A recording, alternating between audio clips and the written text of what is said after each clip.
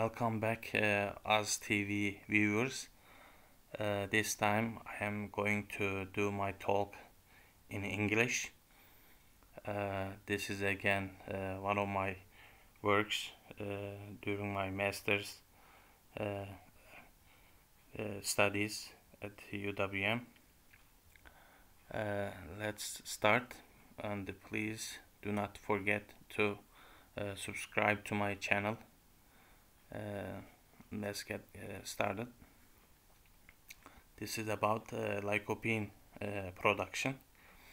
It's a bit complicated issue, but it's an interesting one, and it is related to industrial process of the Lycopene production. So it's kind of interesting topic. That's why I chose it. So let's get started.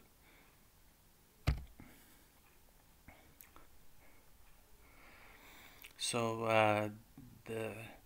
my previous presentations were on yeast, which is an eukaryotic organism, but this one is E. coli. E. coli is a bacteria. So here is some of the classification features.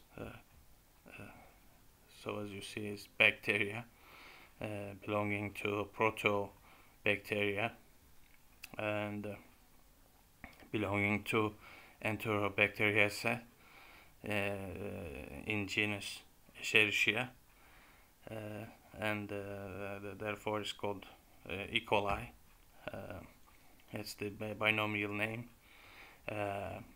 which has been in use since 1885. So it's more than a century.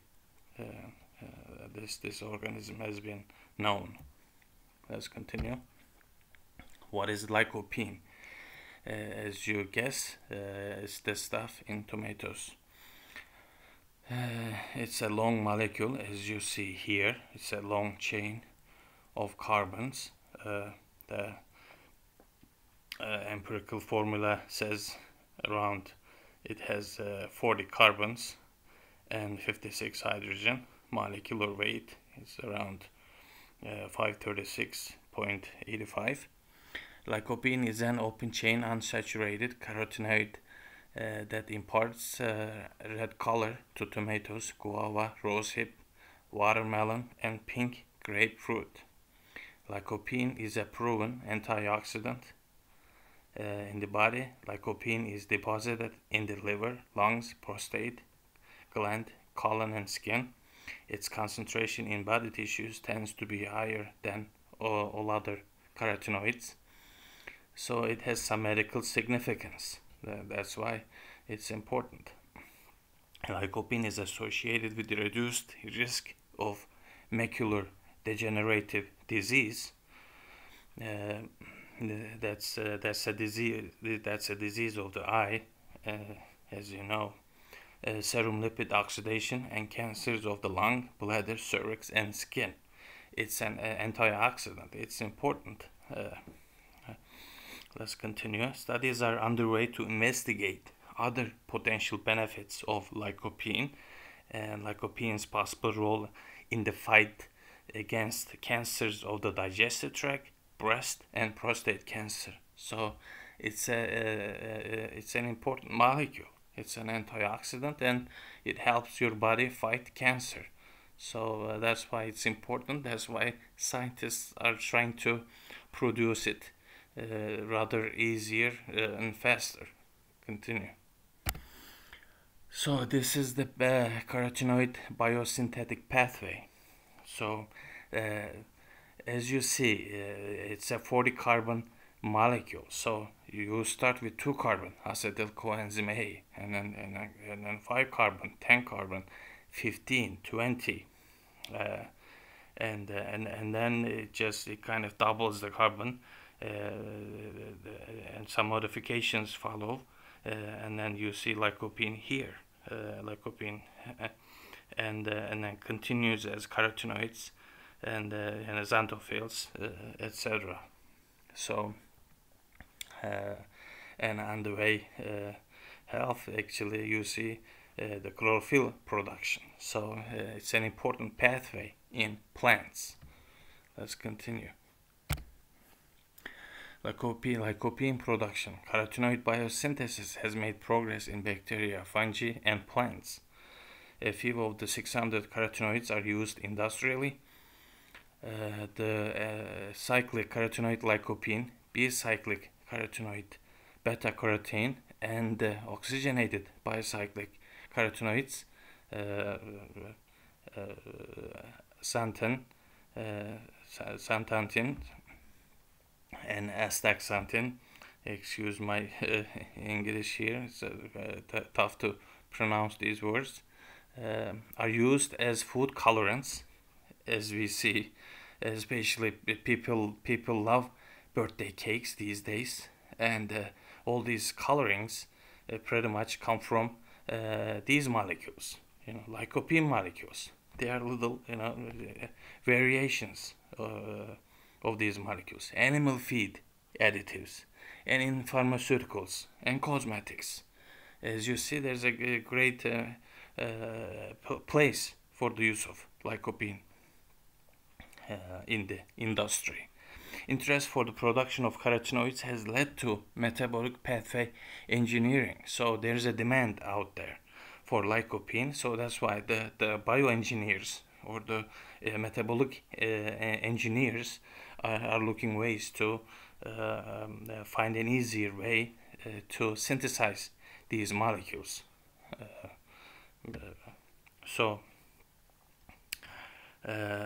And some of the major issues here. One, overexpression of a gene encoding a rate limiting enzyme.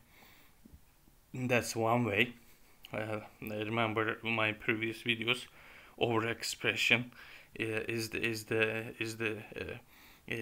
a method, and you try to enhance the activity of a gene. That's called overexpression. Second, expression of carotenoid genes in non-carotenoid heterologous hosts.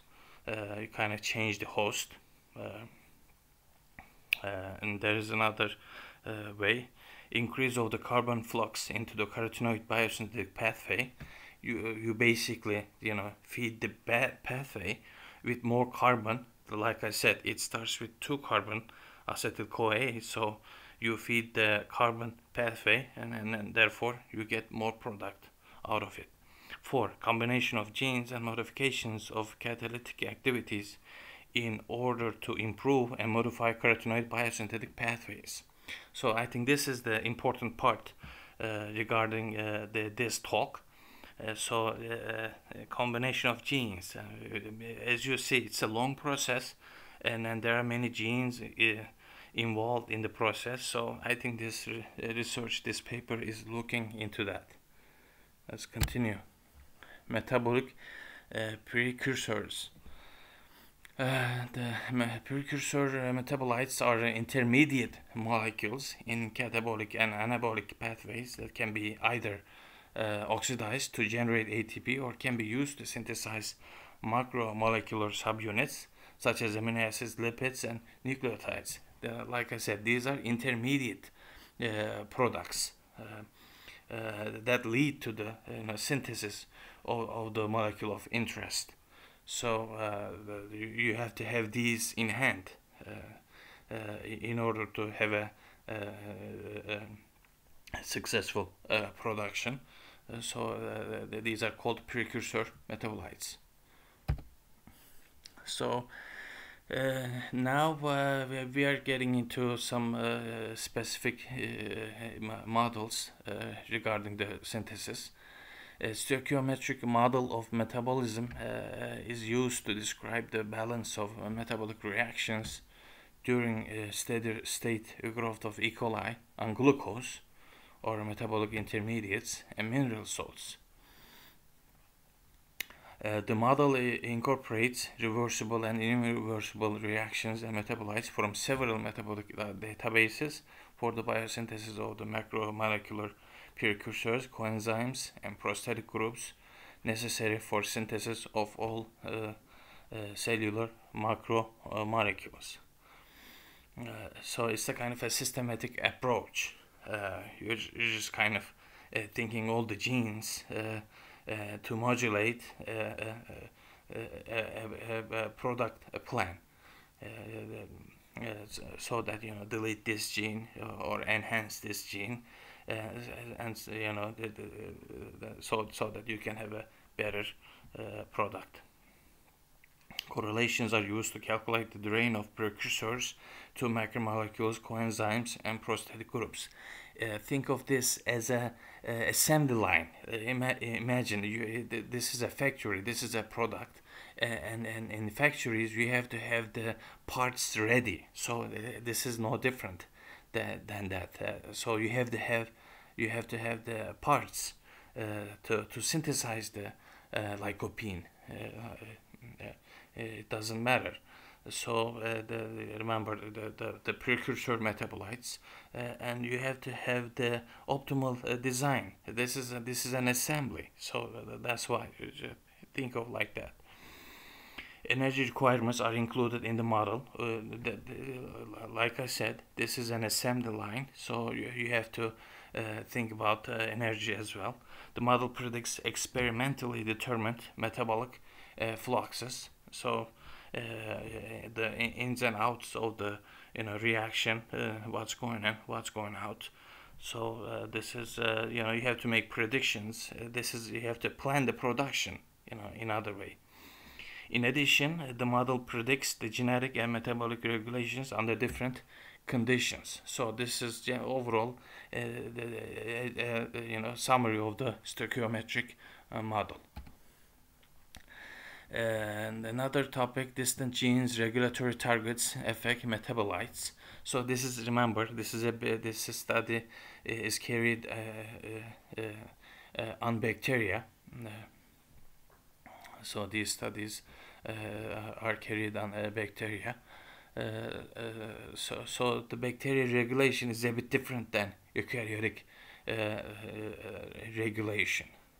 So bacterial DNA works a bit different than the eukaryotic DNA. The bacterial DNA is different in the way that is regulated.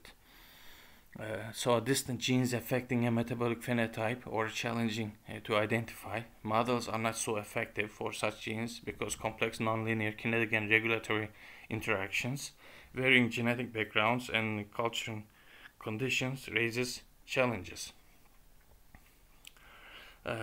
So like I said, it's an assembly line, and there are many genes involved. So you have to build the perfect model, at least a working model, for so many genes and so many intermediate molecules.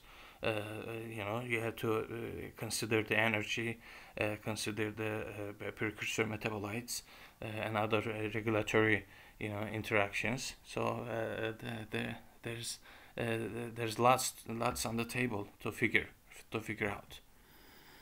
Let's continue. Genetic targets of lycopene production in E. coli. So what are the genetic targets in E. coli? What are we dealing with in terms of genes? The identification of genetic targets needed for a desired phenotype change is still an open problem. So this is first things first. You have to identify the genes first. Second, random gene knockouts have yielded improved strains in certain cases. So this is like you know, you don't know what you're dealing with. Sometimes scientists do carry out, you know, random search. And once in a while you get a hit, and then you understand that a certain gene is working better than the others. So this is called random gene knockouts. You delete genes randomly so that, you know, in case you come across something. The third one, cell-wide stoichiometric constraints are needed for identifying gene knockout targets. So like I said, again, it's a matter of modeling and design. calculation. You know, this is a bit chemistry. I mean, this is basically biochemistry. So that's why it's a bit out of my expertise, biochemistry and bacterial regulation, bacterial genomes. I studied personally. I have studied eukaryotic genes regulation. So this is a metabolic production work. So I'll do my best to explain the study, but it's slightly out of my expertise this way. So I'll do my best. So a genome-wide stoichiometric flux balance analysis is used as an aid in discovering genes. So like I said, they are trying to figure out what genes are responsible for the best production of lycopene in E. coli. Metabolic fluxes are calculated, such as to optimize growth and carbon intake. Like I said, this is like a project manager job. I mean, in a factory, you have to calculate everything: input, output, energy, input, and likewise in bacteria, you have to calculate pretty much everything if you want an optimized production. Third one, genome is scanned for single and multiple distant gene knockouts that yield improved production. So you just want to focus the cell on lycopene production, not everything else. So that's why you can delete some of the regulatory genes or some other genes that you can delete. That's why, and therefore you can improve the production. That is one thing. Yes, not all deletions cause loss of function. I mean, sometimes you delete, and then you delete a regulatory gene, and then the gene starts working faster or better. Like I said, normally cells work under energy economy or material economy.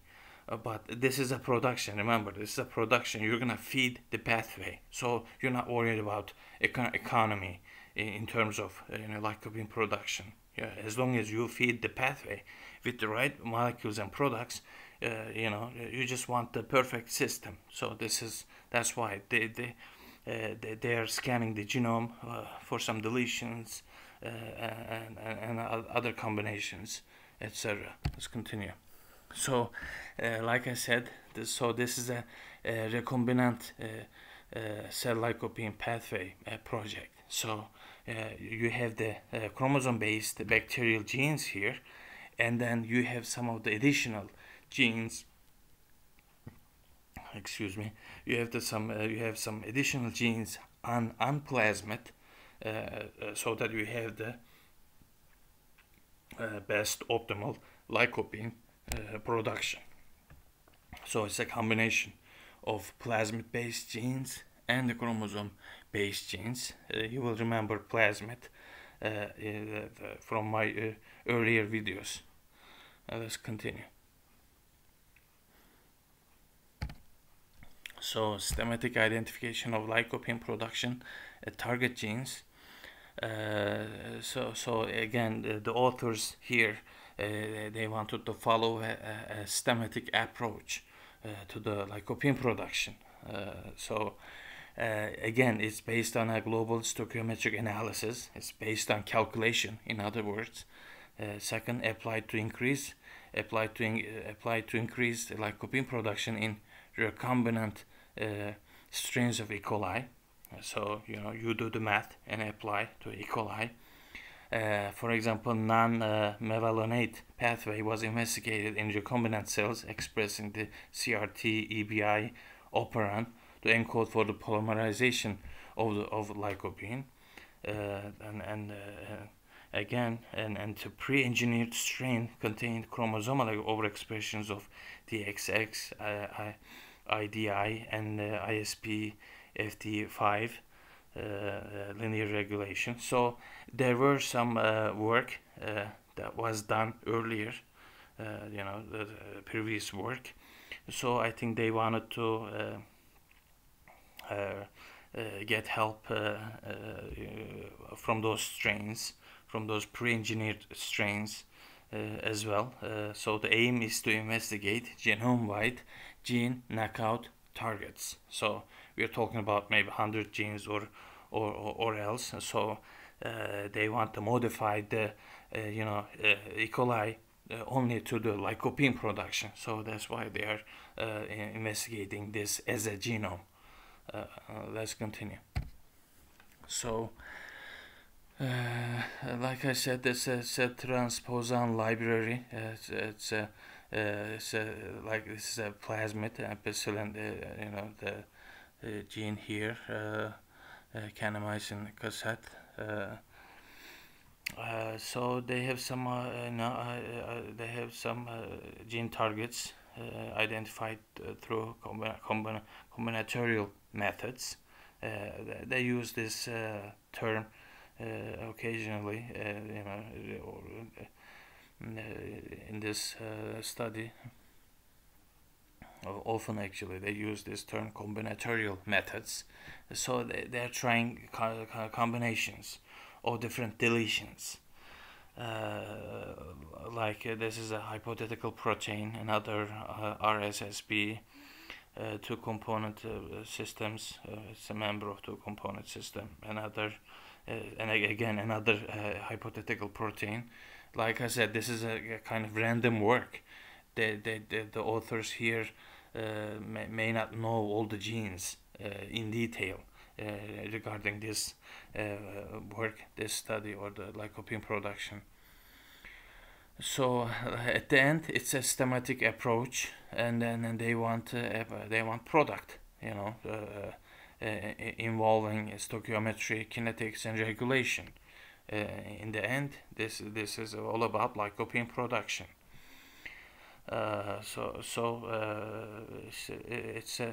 It's a matter of designing different combinations. So in this, according to the stoichiometric modeling,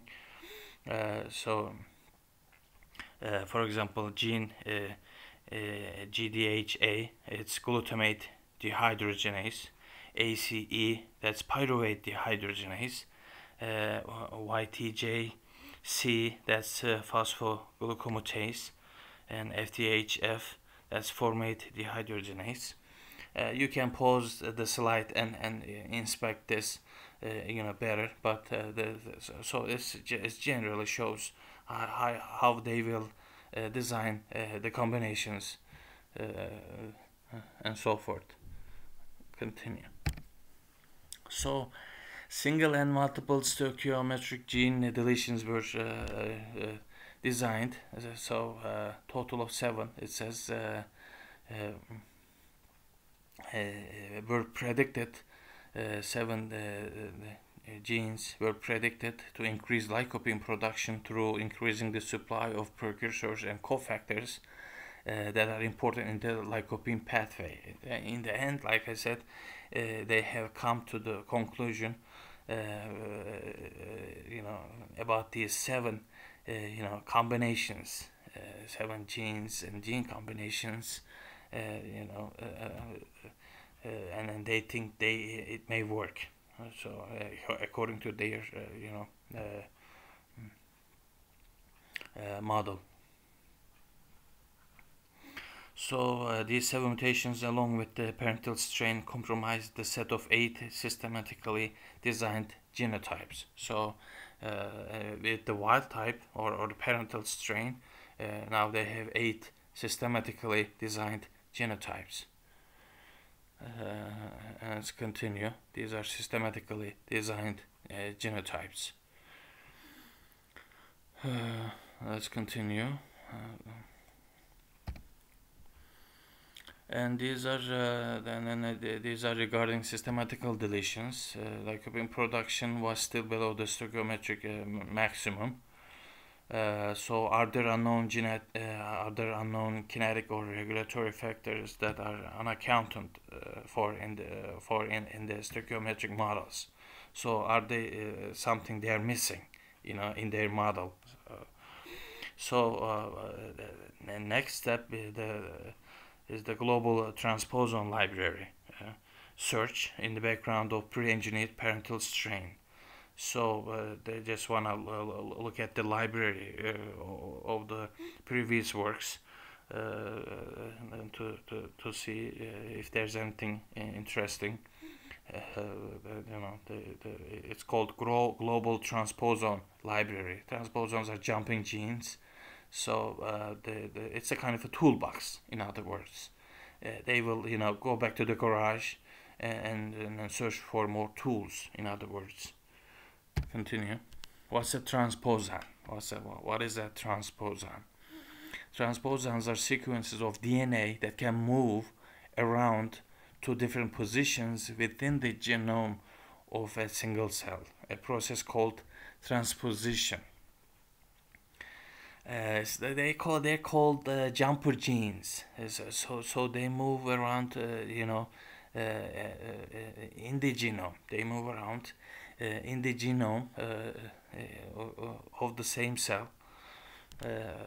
So it's called jumper genes as well. In the process, they can cause mutations and change the amount of DNA in the genome. Like I said, these are jumper genes. They change their locations.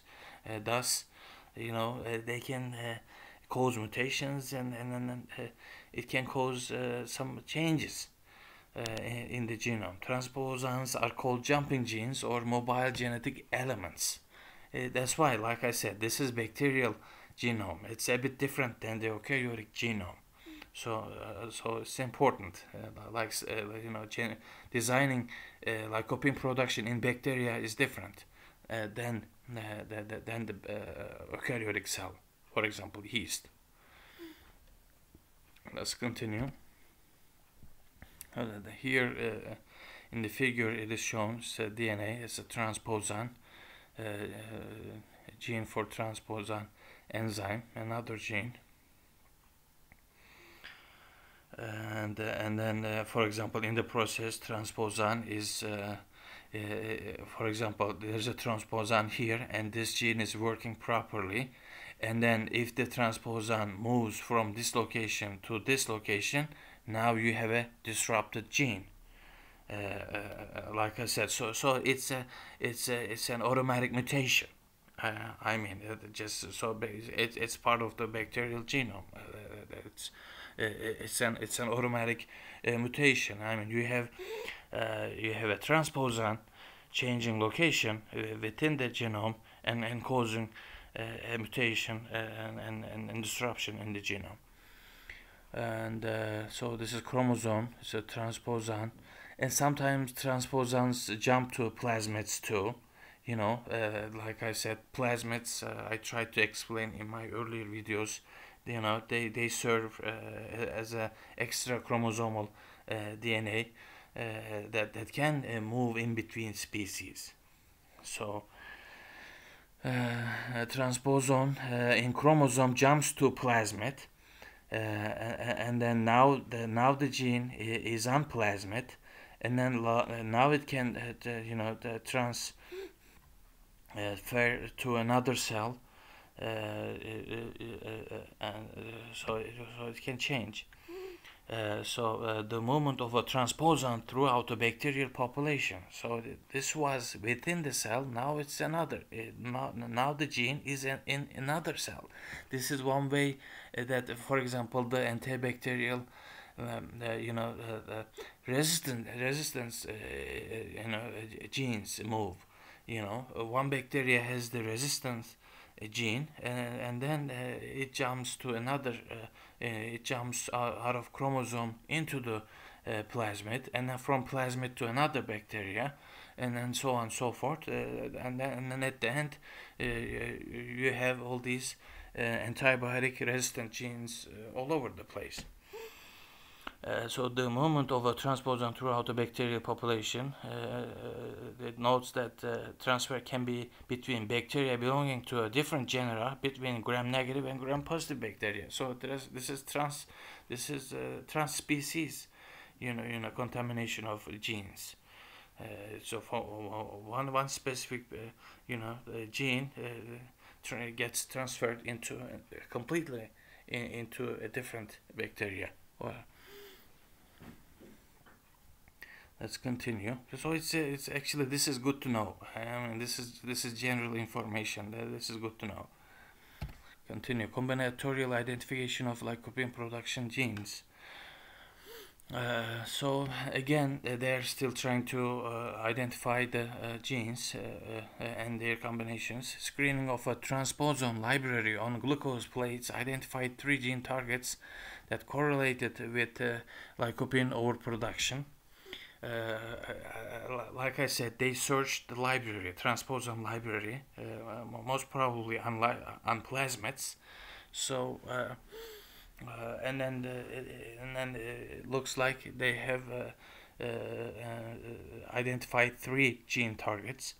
Upon sequencing, these combinatorial targets were identified as RSSB, also known as H and R, YJFP, and YJID. In the case of YJID, the transposon was found to be inserted between the identified promoter region and the gene for YJID and referred to as the PYGID. So they have identified a couple more genes as a result of their transposon library research. Let's continue.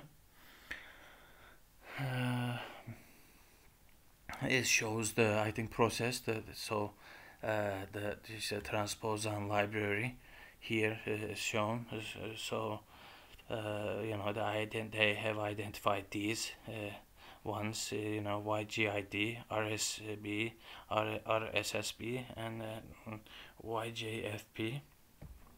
Again, this is a hypothetical protein, which means its function is not completely known or understood. Again, the first one is a hypothetical protein. It's a short protein. The function is not 100% known, hypothetical. You know, not all proteins have been studied. So there are many proteins that scientists, at least at the time of the work, not known. You can know the sequence of a protein, the amino acid sequence of a protein, but understanding the total function of a protein is not easy. That's why it's called hypothetical. They're not sure about the function of this protein, but they found out it works for lycopene. So let's continue. Combinatorial identification of lycopene production genes. Using these 3 identified targets, a total of 7 gene combinations of single, double, and triple combinatorial target mutations were constructed, and then they made these combinations. Combinations, single deletions, and triple. This is triple, double, double. So it's making, trying to understand, how does it work for the production. These 7 combinations, along with the parental strain, constitute the combinatorial strain set comprising a total of 8 strains. Again, now so they have 8 by 8. Now this is a table. They have 8 set of genes from systematic search, stoichiometric search, and then they have 8 strains prepared this way. So it's going to be a table, 8 by 8. Let's continue. How these 2 sets of genes will interact. Like I said, it's a table now. 8 by 8 is 64. 64 strains were constructed, comprising all combinations of the 8 stoichiometric and 8 combinatorial genotypes. So they have designed 2 different approaches: stoichiometric approach and a combinatorial gene approach. And then now they're crossing the 2 models with each other. You know, it's a huge study actually. It's not easy to design and generate 64 strains, to be honest. A lot of work. These target genes were modified in the background of the pre-engineered recombinant E. coli strain. So this is they have used the pre-engineered recombinant E. coli because E. coli is infectious. You know, I mean, this is already pre-engineered, but the lab version of E. coli, you know, has some deleted genes, so it doesn't cause infection in the laboratory. You know, that's to be on the safe side. Let's continue. There you see, that's the table. You have one set of genes here and another set of genes here.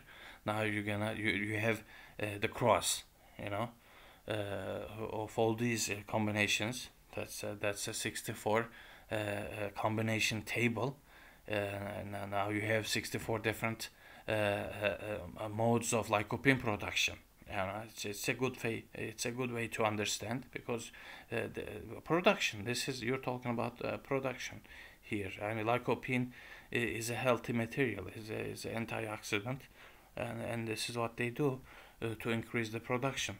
Looking for genes to better the production. Let's continue. Over the course of 48-hour shake flask fermentation process, combinations provided the information needed for the complete mapping of the lycopene metabolic landscape. Now it's a different terminology here. It's called the metabolic landscape because, like I said, now they're looking at 64 strains with different deletions. So, you know, now results. Let's continue. This is the table, like I said. One set of combinatorial knockouts, and here another systematic knockouts. And this is the lycopene production.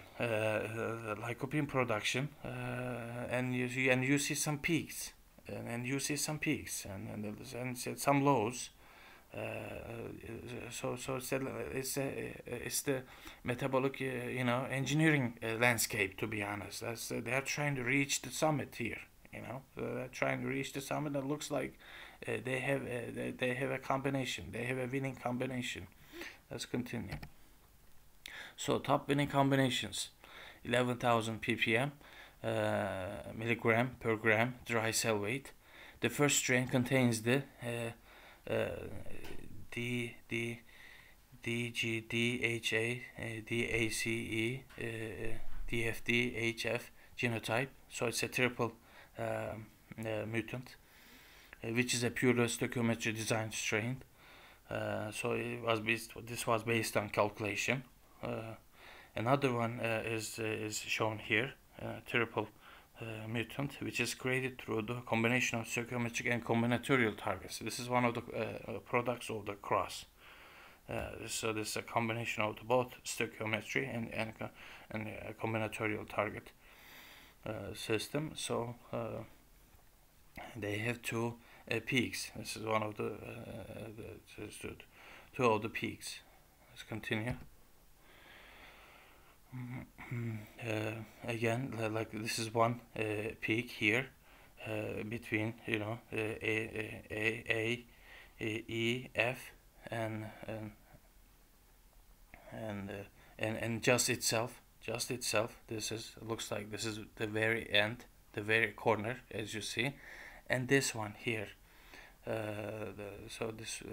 This one here, as you see, if we go back. The AED, that's the combination. AED, so it's like the cross here, you know, AED. This is the peak, AED. So here, if you follow AE all the way to D, this is the peak. So this is the second peak. So this is the winning combination. This is the second winning combination. Let's continue. Second place winning combinations, it's almost 9,000 ppm.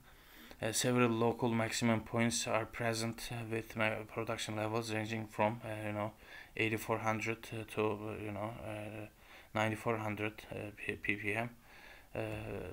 each formed from the combination of the systematic and combinatorial targets. Let's continue. And then they show the failed combinations, the wrong deletions, in other words. There were some lows in the landscape. So it says the results suggest a highly non-linear function, so it's hard to predict, to be honest. Let's continue. So these are the lows, like here, as you see. So some of the, it looks like so this is it shows that these genes are important as well.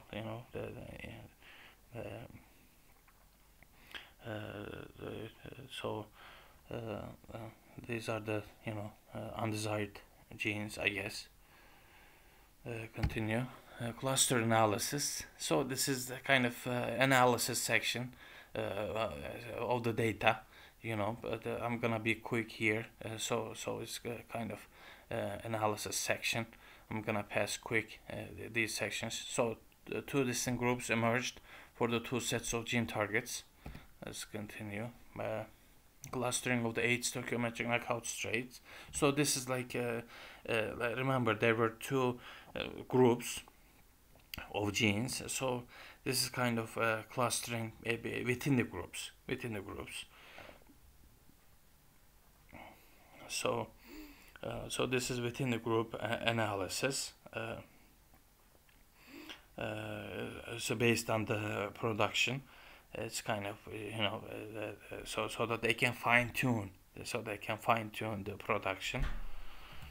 It's called the cluster X. Let's continue. Combinatorial targets display a split tree shape. Unlike the first one, as you see, there was a single cluster, and the second one now two clusters. The cluster Y and cluster Z. Let's continue. All combinatorial targets display a split tree shape in the dendrogram. Different times of accumulation suggest different modes of action in the genes. Each construct of a single combinatorial target gene exhibits increased similar production. Deletion of the combinations of these genes yields phenotypes that are neither linear nor synergistic. Double and triple knockout construct from these combinatorial targets exhibit different production profiles from the individual targets. Like I said, this is additional analysis of the groups. Regarding the clusters of Y and Z, differences are observed when the combinatorial genes are deleted together with stoichiometric ones. Strains in cluster Y all exhibited an extended lag phase.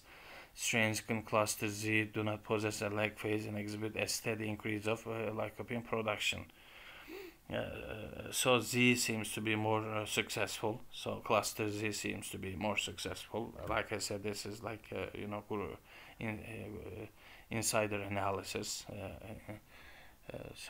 Cluster Z, is noted. Let's continue.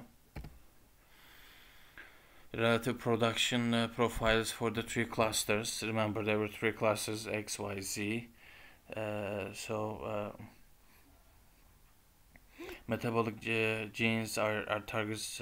Metabolic gene targets are more accessible through a sequential search than global regulatory targets, which require a simultaneous search that is sensitive to the genetic background of the strain. This is a chart showing the yield of the clusters. This is the green one, is the Z cluster.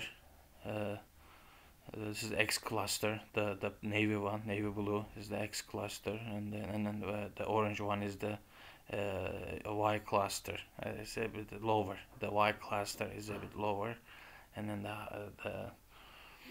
and then the lag phases, and so it's charted against time, against time. So of course they have to consider the time as a factor.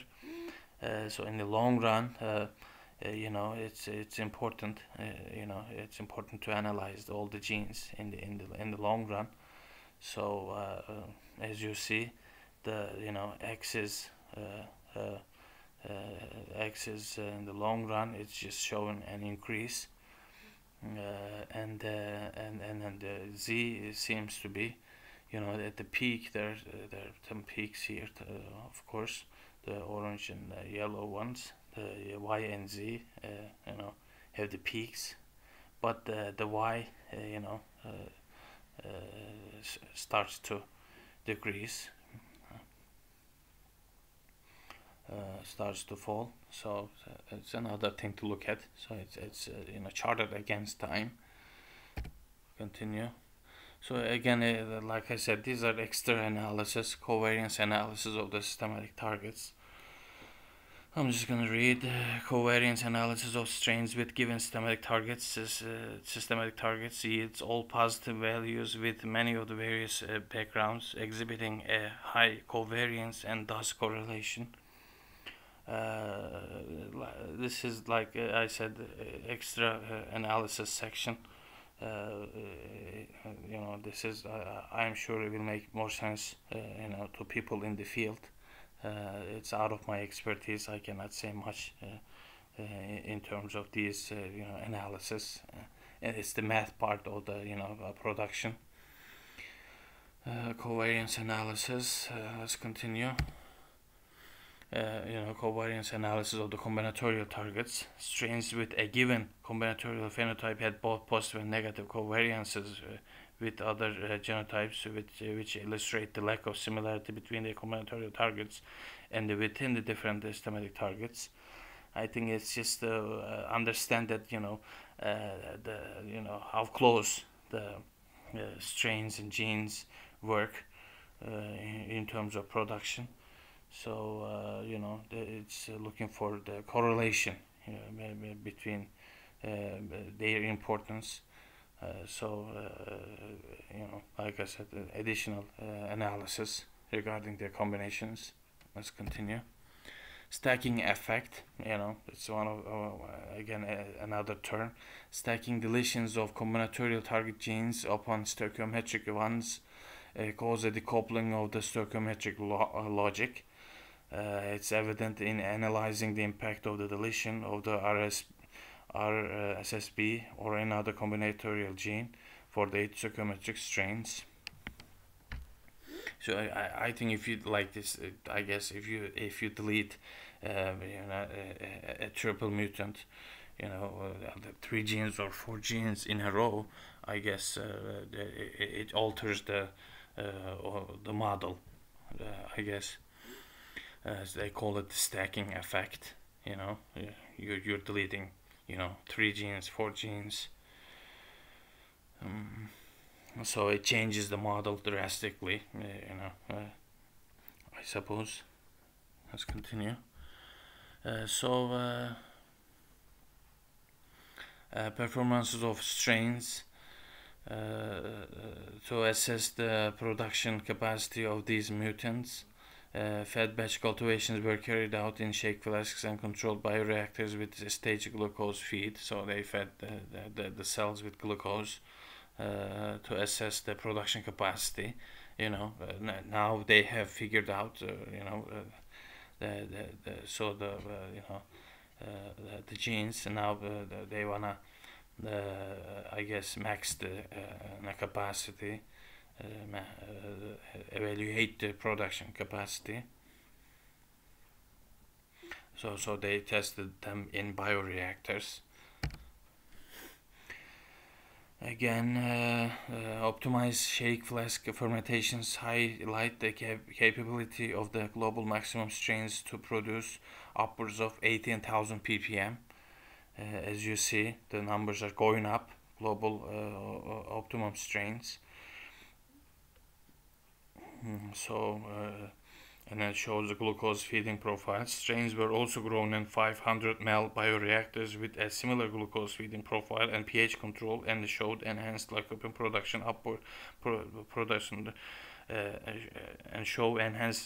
production producing upwards of 23,000 ppm in only 60 hours. So time is a factor. This is 24 or 40 hours, 18,000, and this is the, so they were able to go up to 23,000 ppm.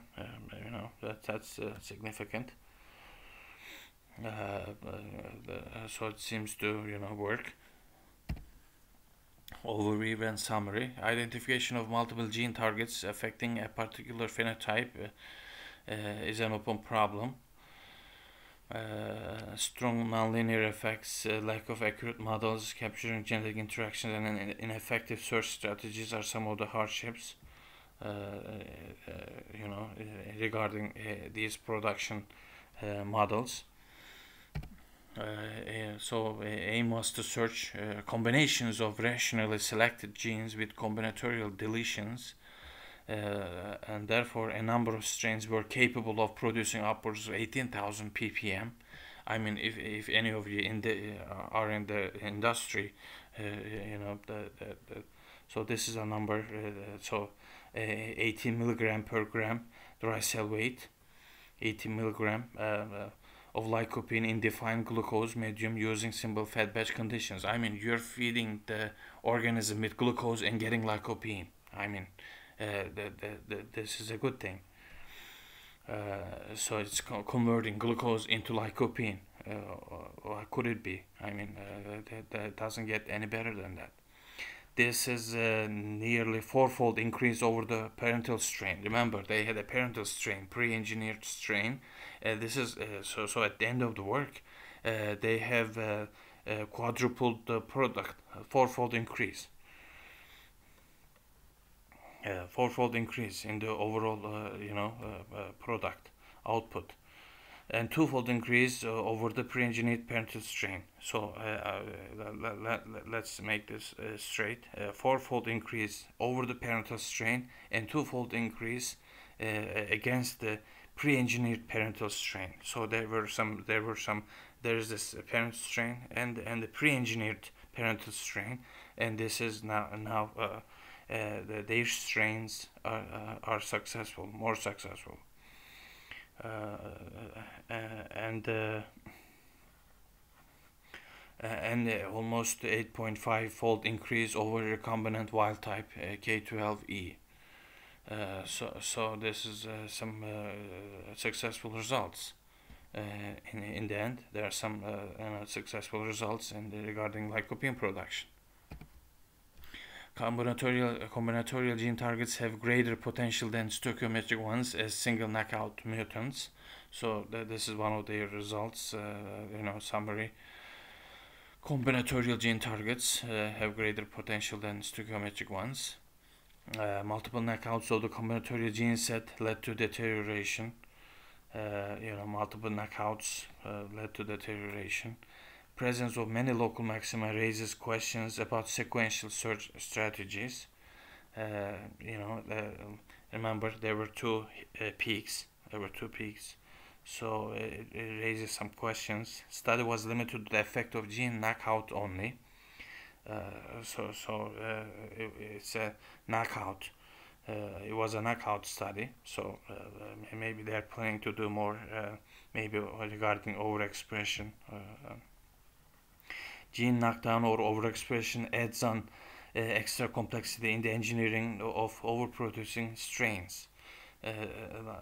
So either you delete a gene or you overexpress a gene. At the end, it changes the overall, plan or production.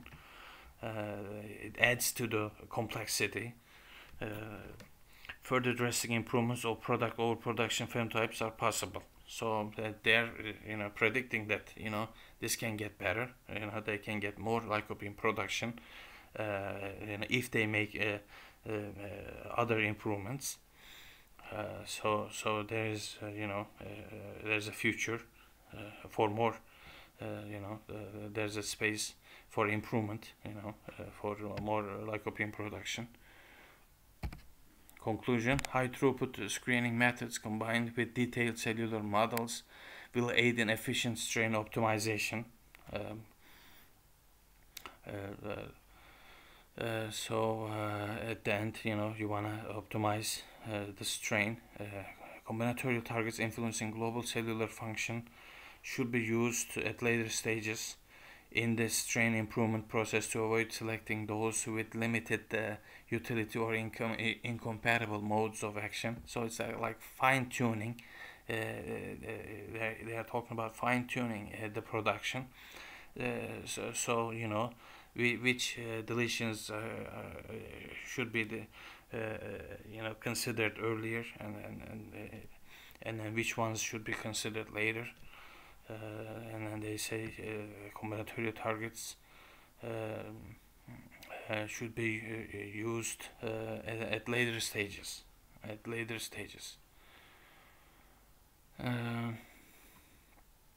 Metabolic genes seem to have a linear impact in the overall cellular phenotype, whereas the effect of regulatory targets is definitely non-linear and more complex. Like I said, regulation is a different issue. The genes, the work of a gene or the production of a gene is one issue, and its regulation is another issue. So you work on the genes. For example, you put the gene on a plasmid. That's easier to work with because you can control the regulation. But otherwise, regulatory targets, their effects are non-linear and more complex and hard to deal with.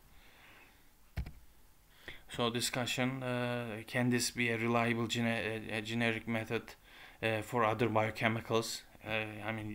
Can you apply this method to other, pharmaceutical compounds or other biochemicals? Could this be a universal method?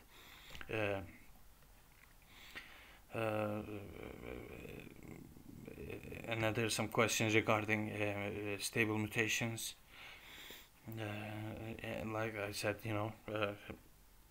you have to be able to conserve the genome, the process, and keep it away from mutations.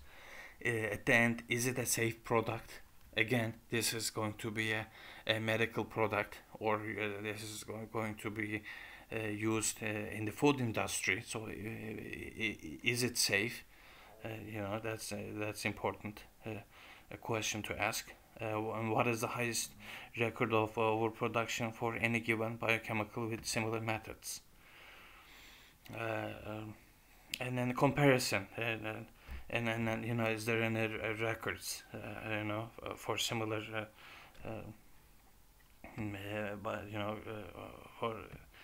for similar methods? So these are the questions to ask.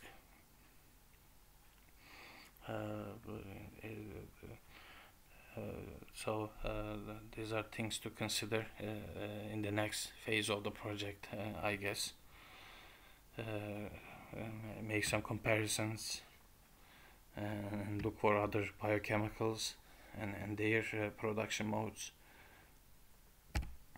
And I think this is the end of the presentation. Thank you very much for listening. Please subscribe to my channel.